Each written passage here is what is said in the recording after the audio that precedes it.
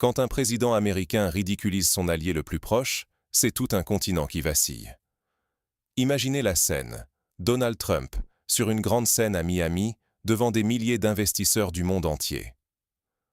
Il regarde le chancelier allemand Merz droit dans les yeux, cite ses propres mots et le corrige publiquement. « Si l'Iran n'est pas votre guerre, alors l'Ukraine n'est pas la nôtre. » La salle explose de rire, mais à Berlin, c'est le silence total. En moins d'un mois, la relation entre les États-Unis et l'Allemagne a basculé. De partenaires unis dans le bureau ovale à des alliés méfiants, séparés par une véritable faille. Pourquoi cet affront est-il si grave? Parce que, derrière l'humiliation publique, Trump vient de remettre en cause toute la stratégie allemande. Profiter de la protection américaine sans s'engager vraiment. Or, si l'Allemagne perd la confiance de Washington, ce n'est pas seulement sa réputation sur la scène internationale qui s'effondre, mais aussi sa sécurité, son approvisionnement énergétique, et même le pouvoir d'achat de ses citoyens. Pire encore, c'est la crédibilité de la défense européenne qui s'écroule sous nos yeux. Mais comment cette alliance historique a-t-elle pu se fissurer aussi brutalement? Pour comprendre, il faut revenir au tout début de cette crise. Il y a 25 jours, tout semblait encore possible entre Berlin et Washington. Le 3 mars, c'est une image d'unité que veulent afficher le chancelier Merz et le président Trump à la Maison-Blanche. Main dans la main, ils dénoncent le régime iranien, le qualifient de terroriste et promettent ensemble de mettre fin à la menace nucléaire. Les caméras immortalisent ces sourires, ces grandes déclarations. L'Allemagne et les États-Unis, unis pour la sécurité mondiale. On veut y croire, même si, en coulisses, chacun compte ses points. Mais cette belle façade ne résiste pas longtemps. 2 semaines. C'est tout ce qu'il aura fallu pour que tout s'effondre.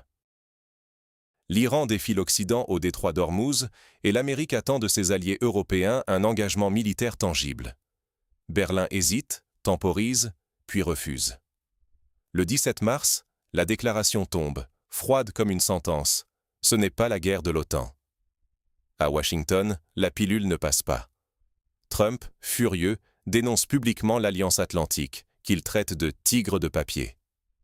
Pour lui, l'Allemagne n'est plus un partenaire fiable, et il ne se prive pas de le répéter, sur toutes les scènes, à la Maison-Blanche, devant les investisseurs à Miami. Ce n'est plus de la critique, c'est un avertissement. L'impact est immédiat. Merz, lui qui avait bâti son image sur la loyauté allemande au sein de l'Alliance, se retrouve accusé de lâcheté. Les médias américains s'en donnent à cœur joie. L'image d'une Allemagne pilier du système de sécurité européen vacille. Pire, Trump laisse planer un chantage à peine voilé sur l'aide à l'Ukraine, rappelant que la solidarité, ça se mérite. Le message est brutal. Si l'Allemagne n'est pas avec nous face à l'Iran, pourquoi serait-on avec elle ailleurs? Cette volte-face allemande n'est pas qu'un incident diplomatique. Elle révèle une crise bien plus vaste, aux conséquences que Berlin et toute l'Europe ne peuvent plus ignorer. Peut-on vraiment choisir ces guerres sans en payer le prix? Trump vient d'en démontrer les limites, et c'est un coup de tonnerre pour Berlin. Depuis des années, l'Allemagne s'est habituée à une forme de sécurité à la carte. Profiter du bouclier américain en choisissant soigneusement ses engagements, en Ukraine oui, contre l'Iran non, tout en espérant que Washington restera toujours au rendez-vous. Mais cette époque touche à sa fin. Trump, sans la moindre diplomatie, pose désormais ses conditions. Si vous n'êtes pas avec nous sur l'Iran, nous ne serons plus à vos côtés pour l'Ukraine. Pour la première fois, il lie ouvertement la solidarité militaire américaine en Europe à la loyauté de ses alliés dans d'autres conflits. Et ce n'est plus une menace voilée, c'est une réalité assumée.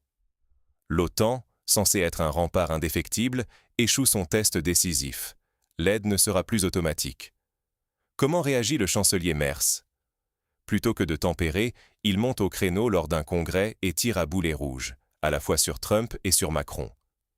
Il critique la stratégie américaine en Iran, met en doute le changement de régime, raille la France pour ses ambitions, mais refuse toujours de s'engager. C'est l'acrobatie politique. Ne rien faire, mais toujours expliquer aux autres comment ils auraient dû agir, comme si la seule erreur était de ne pas l'avoir consulté assez tôt. Or, on n'est plus dans la théorie diplomatique. Pendant que Merz cherche à rester propre, à ne pas salir ses mains, la réalité frappe les foyers allemands. Ce conflit, qu'il considère comme « pas le sien », s'invite déjà dans la vie quotidienne de chaque citoyen. Regardez les prix. Le pétrole a bondi de plus de 40%, le gaz suit, et l'Iran ferme le détroit d'Ormuz, un goulot vital pour l'énergie mondiale. Les cargos stagnent ou doivent contourner l'Afrique, prolongeant les livraisons de plusieurs semaines. Résultat, les contrats à terme sur le gaz européen explosent, plus 35%. Ce ne sont pas des chiffres abstraits, ce sont les factures de chauffage, les pleins d'essence, la pression sur chaque budget allemand. Et voilà que, dans ce climat déjà tendu, un ancien conseiller de Trump, Kenneth Weinstein, explique froidement à la télé allemande « Pour Washington, l'ordre des priorités a changé. D'abord le chef de l'OTAN, ensuite l'Italie, puis la Finlande, et l'Allemagne, puissance économique majeure, n'arrive qu'après.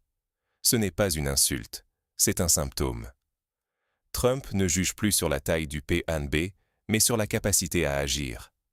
Or, Merz parle, mais n'agit pas. Dernier coup de massue. Le Pentagone avertit que les livraisons d'armes américaines à l'Ukraine pourraient s'arrêter, car le conflit en Iran vide les stocks. Même les achats européens sont menacés.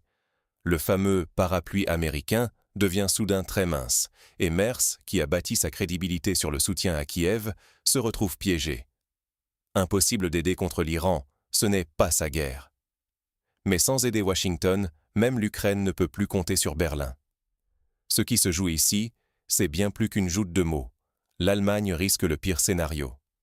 Moins de sécurité, plus de dépenses, un isolement qui grignote sa réputation et sa crédibilité. Pire, les sacrifices à venir ne seront pas que politiques. Ils toucheront directement chaque foyer. Car les conséquences de ce bras de fer ne se limitent plus à la diplomatie. Elles frappent, désormais, le quotidien de chaque citoyen allemand. Que se passe-t-il quand le pilier de la défense européenne se fissure? C'est la question qui, aujourd'hui, inquiète toutes les capitales européennes. Chacun tente d'anticiper les conséquences d'un divorce entre l'Allemagne et les États-Unis, mais tous n'y répondent pas de la même manière.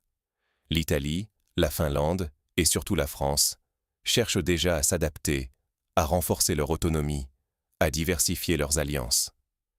Mais pendant que certains bougent, l'Allemagne, elle, se retrouve reléguée au second plan dans la hiérarchie de Washington. Trump ne s'en cache pas. Pour lui, l'Allemagne n'est plus l'allié clé qu'elle pensait être.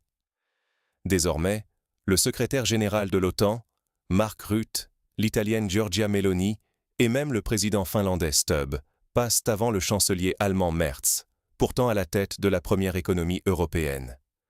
Ce n'est pas une simple vexation, c'est un signal d'alarme. Trump ne regarde plus la taille des économies, mais la capacité à agir vite, et Merz, pour l'instant, ne fait qu'attendre et commenter.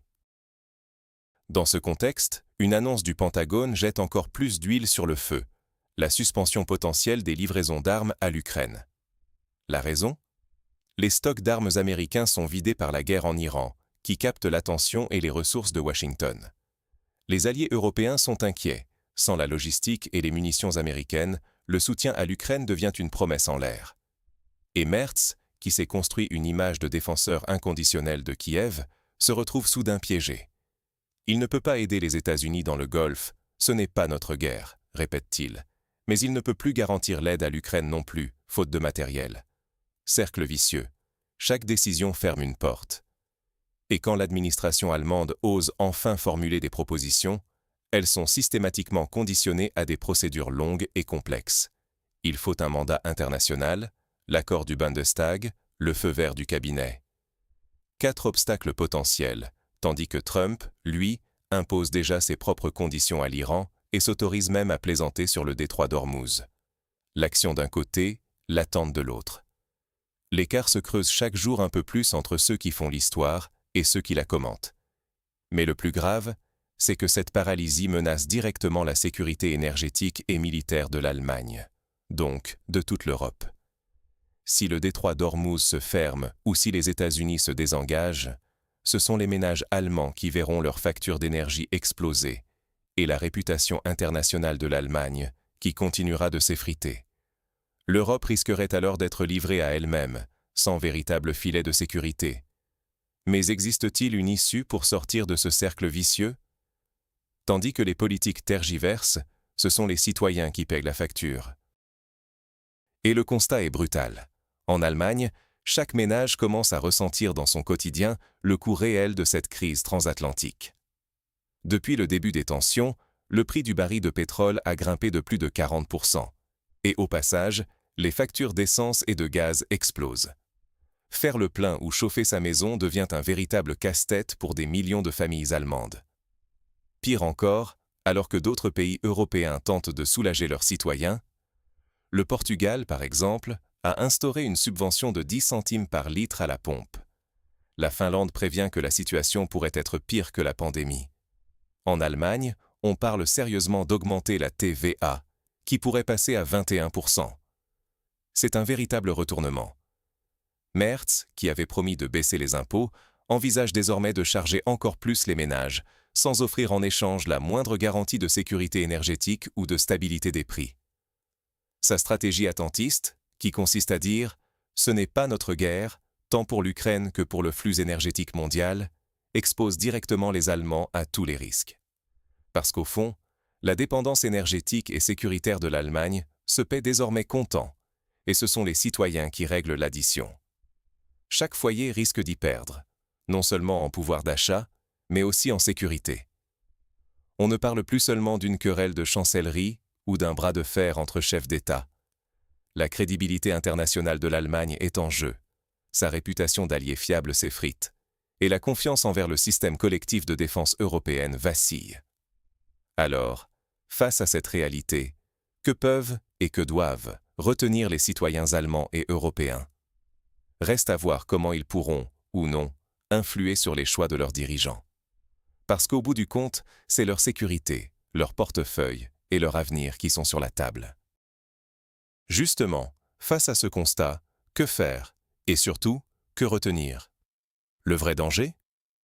Penser que le statu quo est garanti. Ce qui se passe entre Trump et le chancelier Merz, ce n'est pas juste un orage passager ou une querelle d'ego. Pour la première fois depuis plus de 70 ans, un président américain remet en cause, ouvertement, le sens même de l'alliance qui protège l'Europe. Et face à ça, l'Allemagne semble croire qu'elle peut continuer à profiter du parapluie américain sans rien changer, sans s'impliquer davantage. Mais cette illusion devient de plus en plus coûteuse. Hausse des impôts, explosion des prix de l'énergie, et surtout, un risque énorme pour la sécurité collective. La réalité, c'est que le bien-être de millions d'Européens, la stabilité économique allemande et l'équilibre géopolitique du continent dépendent des choix faits aujourd'hui. Ignorer ces fissures, c'est courir le risque de tout perdre. Ce qui nous semblait inébranlable est désormais fragile. Gardez un œil sur ce dossier, car ce qui arrive ensuite pourrait bien changer l'Europe à jamais.